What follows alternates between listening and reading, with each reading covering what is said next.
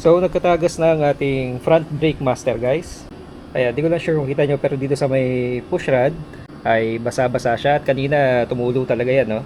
Kung mapapansin nyo rin guys, yung ating brake fluid ay sobrang itim, no? At yan ay dahil nabakbak niya yung pintura dito sa loob banda, no, ng seal. At humalo yung paint sa mismong brake fluid natin, kaya naging ganyan ang kulay niya. So yun, ayusin natin, papalitan natin yung piston sa loob. So nakabili na rin tayo ng pyesa. Yan, ito yun guys. SGP na front brake master piston. Okay, let's go.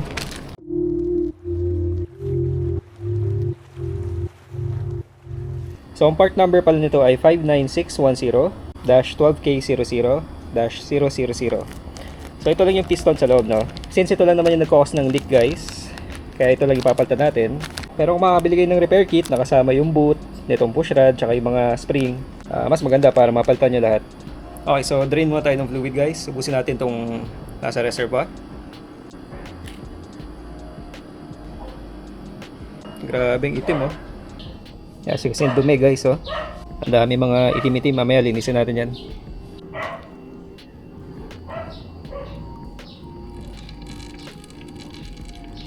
Balik tayo sa taas. Okay, buksan natin to.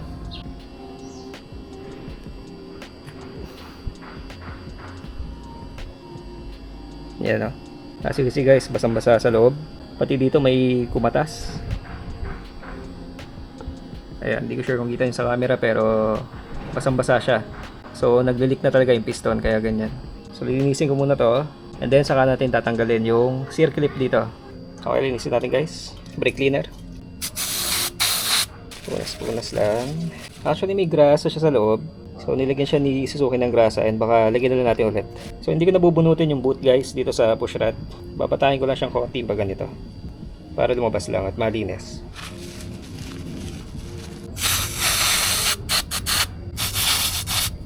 Okay, sa pagtanggal nito guys, kailangan natin ng circlip remover.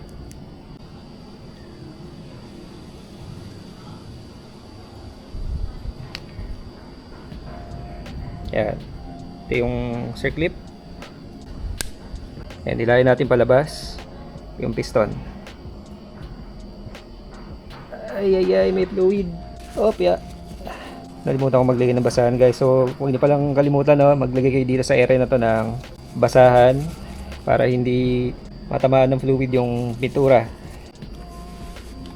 Okay, so ito na yung piston guys. Lumabas na siya. Kaya natin. Yan, and may spring din siya sa dulo. Yan, so ang papalitan natin guys ay ito lang. Itong portion na to. Dahil malamang ay gastado na ang o-ring nito. So kaya ako naman pala napansin guys na parang may problema dito sa aking brake master. Ay dahil nung pagsilip ko dito sa sight glass, nagtataka ako bakit parang sobrang itim nung brake fluid ko. Samantalang wala pa yatang 1 year o 1 year pa lang since nung nagpalit tayo ng fluid, no? So yun, chinek ko siya and binuksan ko, and yung pinakita ko nga sa inyo, nangitim na talaga siya dahil naghalo na yung binakbak niya na pintura, no, doon sa portion nung sa may seal. Ayan, dito guys, doon sa pinaghugutan natin ng piston, nagkatagas na siya dyan. Yan, so nalinis ko na pala siya guys, kahit pa paano, pero susundan ko pa yan mamaya ng pangalawang linis. Pero at least natanggal na natin yung mga itim-itim, no? And ngayon naman, linisin natin yung circlip at saka yung spring. Tanggalin na natin dito sa lumang piston. Ito yung luma. Linis tayo.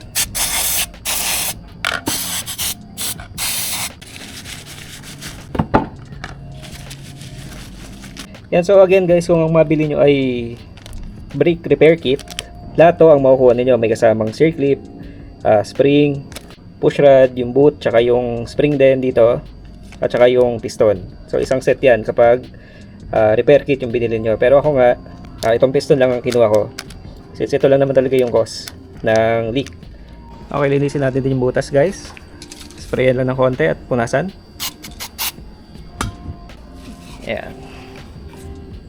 Actually mas maganda to guys, kung sinisipag kayo, tanggalin nyo talaga yung buong baso. Linisin nyo ng tubig na may sabon. So kalasin nyo itong banjo bolt, tapos padaanan nyo yan dito sa butas, palabas sa kabila, para sure kayo na malinis nyo talaga. Compare pala natin itong luma guys, itong nasa kaliwa, dito sa bago. Buksan natin to. Yan, so ito siya. Ito yung luma, nasa left. Ito yung bago, nasa right. At ang pinaka-obvious na difference para sa akin guys ay itong o-ring na to. Yung luma, pudpud na. Halos pantay na siya dito sa brown. Itong bago, hindi. Naka-usli pa siya, matulis pa.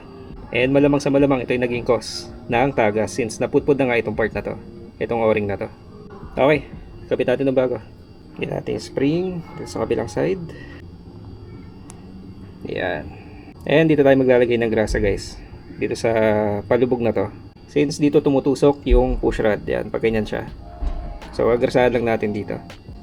Yan, konting-konti lang naman. Yan, okay na yan. Tapos guys, lalagyan natin ng brake fluid. Itong dalawang o-ring. Papahira lang natin para mas madali siyang ma-shoot dun sa baso. Yan, konting-konti lang din. Para lang madulas siya pagpasok, no? Yan, okay na to. So yung part na nilagyan natin ng grasa guys, ito yung nasa labas. And itong buong spring, papasok siya sa loob. Okay, pasok natin guys.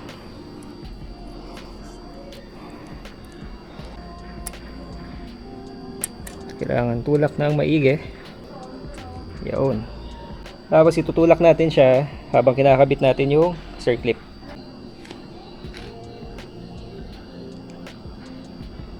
Make sure lang nakapasok ng maigi. Yan. Okay. Ayan. Di ko lang sure kita nyo guys. Try natin ilawan. Yan. At yan ang itsura niya sa loob. Okay. Balik natin yung boot. Dito naman sa boot guys, ay tinutulak lang din naman to papasok. Papantay nyo lang dun sa ginalasahan natin kanina dun sa may piston. Yung push rod para ma-align siya.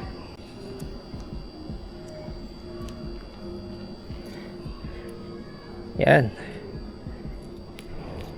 Okay. Good na ulit. May pindot na siya.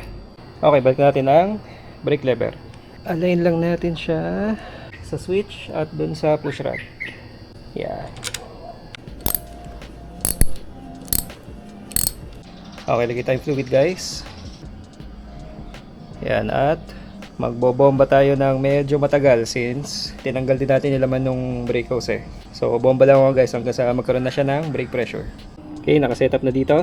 And then bomba tayo.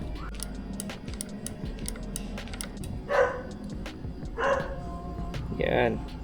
So kita nyo sa akin kasi ang itim eh, no? Kung makikita nyo guys itong bote ko, ang itim oh, grabe. Magkahalong brake fluid yan, tsaka dumi, tsaka yung pintura nga na nabakbak. Buti at nasilip din natin yung problema, no, at napalitan natin yung piston. Okay, so tapusin ko na to guys. Pakita ko sa inyo mamaya pag malinis na yan.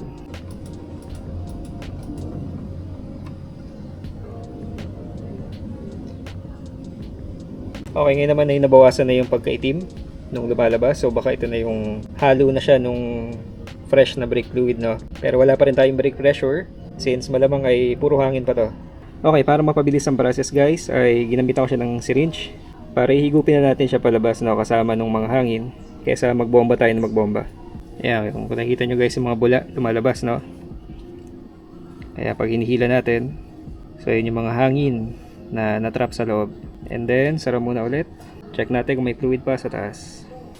Okay, ito na pala yung fluid natin guys. As you can see, ang linaw na niya, no. Tanaw na natin yung butas sa baba.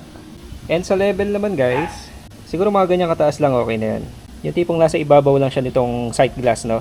Huwag natin damihan masyado kasi baka umapaw lang din at tumapon. Since ipapatong pa natin to guys, itong goma sa taas ay makapal-kapal din, no. So kailangan bigyan natin siya ng space. So sapat na yan yung ganyang level. Okay na yan. Okay, so may brake pressure na guys. Ayan, bumalik na. And wala na rin siyang leaks dito guys. Tuyo na rin siya. Ito, hindi ko lang sure kung kita nyo yung baso pero clear na siya. Hindi na siya maitim. At malinis na rin yung fluid, bago na. Okay, brake test. Testing ng brakes. Okay. Yun, lakas kumapit. Alright. So, that's all guys. And if ever may tagas yung brake master ng GSX ninyo, try niyo muna i-check to guys. Yung piston ng brake master, kadalasan ito yung bumibigay. Kagaya ng nangyari dito sa atin. So that's all. Sana nakatulong. Thank you. Bye-bye.